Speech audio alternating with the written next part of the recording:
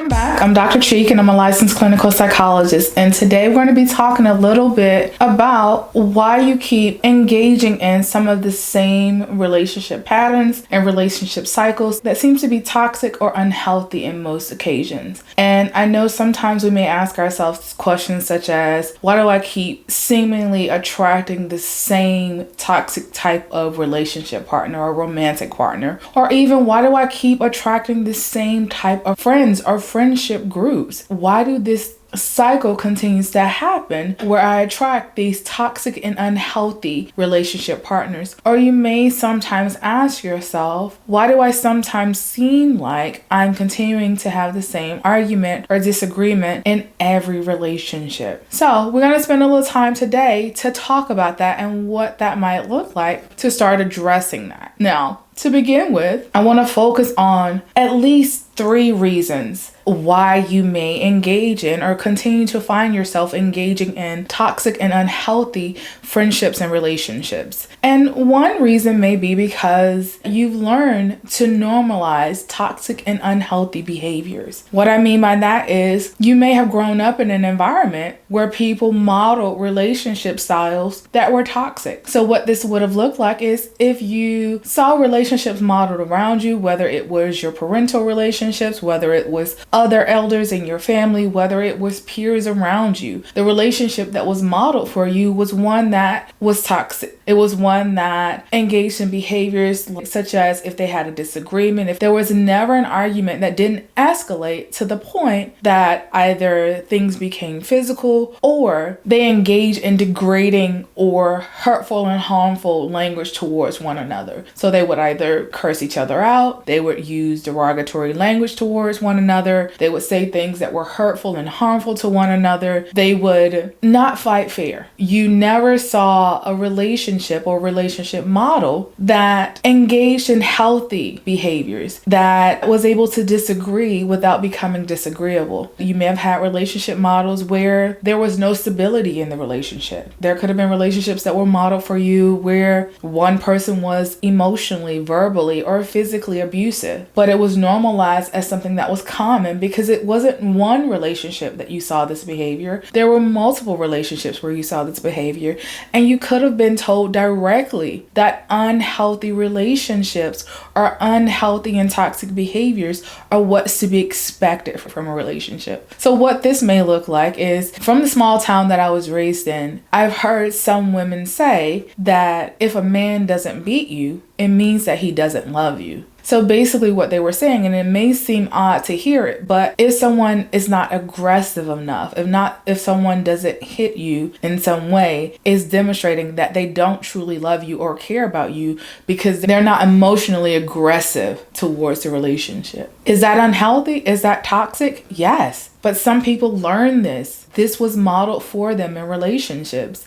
And you may have learned that there were certain ways of behaving if you are a man, or there are certain ways of behaving if you're a woman in these relationships that are also toxic and unhealthy. And that could be any number of behaviors. And also, this may have been modeled in friendships as well. Friendships of the adults that you saw around you. Maybe they had friendships where they weren't true friendships. They couldn't actually rely on one another. They actually were either friendships based off of fear, or friendships based off of a need, or friendships based off of any other thing besides a mutual connection. So you may have learned or start to normalize that friendships are built not on things like trust, loyalty, and understanding. You may have learned that friendships are based off of the quid pro quo. So what you can do for me. So you start to normalize these behaviors and you start to see them as how you're supposed to behave in relationships moving forward. And you see that in your relationships, and although it's normalized, it never really feels comfortable. You never really feel connected, and you always feel some level of chaos or anxiety around the relationship. And to kind of tie into this idea of normalizing toxic and unhealthy behaviors, it brings me to my second point, which is the idea of you've learned that normalizing these toxic behaviors have caused you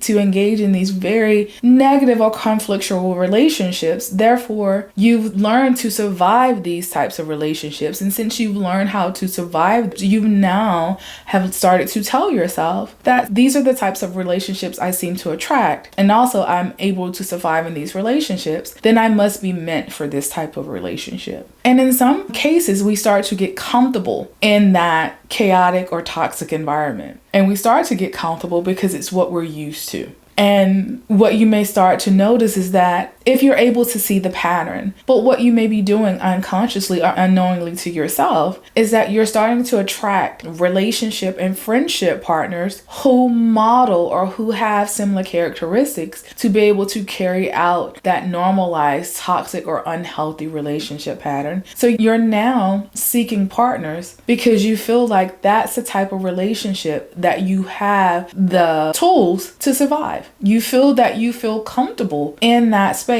And when you feel comfortable in that space, although your comfort comes with uncertainty, fear, hurt, it still feels comfortable because it's what you've known. And at this point, it feels like all you've known. So you don't notice that you keep finding the same relationship or friendship partners that create these toxic relationship dynamics. And in that recreation of new relationships or new friendships, you may not understand that what you may sometimes be trying to do is you're trying to correct or fix a past negative experience. And that's my third point, is that you continue to engage in these types of relationships because you're trying to fix or change something in this new relationship that you felt like you weren't able to do in the last relationship, without that understanding that these individuals have characteristics of people that do not evoke or require you to behave in more healthy ways. So what this may look like, let's say you have a dismissive parent, or a parent who's avoidant, or a parent who's hostile or always argumentative. You may find yourself with either a romantic partner or a friend who has those similar characteristics. It may not be the same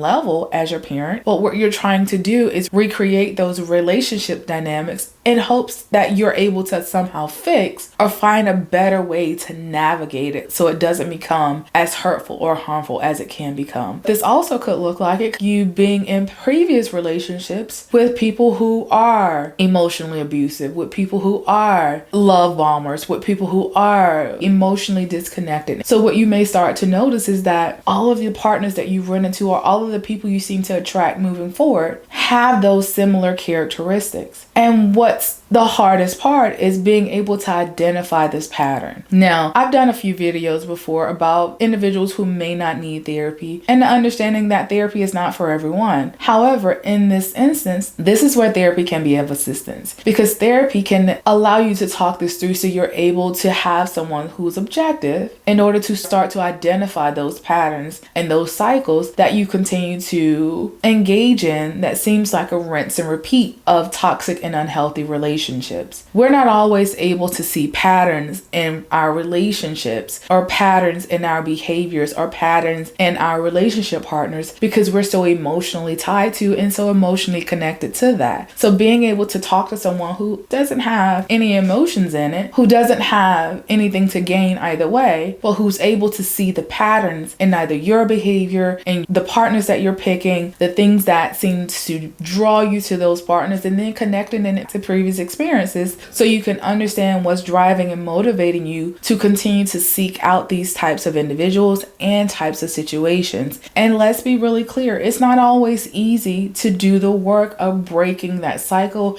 and breaking those patterns. And the reason it is not easy is because we get comfortable in those cycles and those patterns because we know how to navigate it. It doesn't mean that they don't hurt. It doesn't mean that they're not harmful, but it just means that we feel better able and better capable to navigate them. And when you step into the realm of learning to heal that space and you meet someone new that maybe bring a sense of calmness, may bring a sense of peace, that feels boring or that feels uncomfortable. And the reason that feels boring and uncomfortable is because you are used to operating, your body is used to being in a space where you never feel settled, where you never feel calm, where you never feel peace. You may always feel like you're on edge or like you're walking on eggshells or like you are trying to do your very best to keep this relationship going, and you're the only one that's doing that. So this feels foreign to you because now it feels almost too easy. So the work is in learning to unlearn, normalizing those toxic and unhealthy relationship patterns, learning to unlearn that comfortableness with being on edge, with being uncertain and uncomfortable in relationships,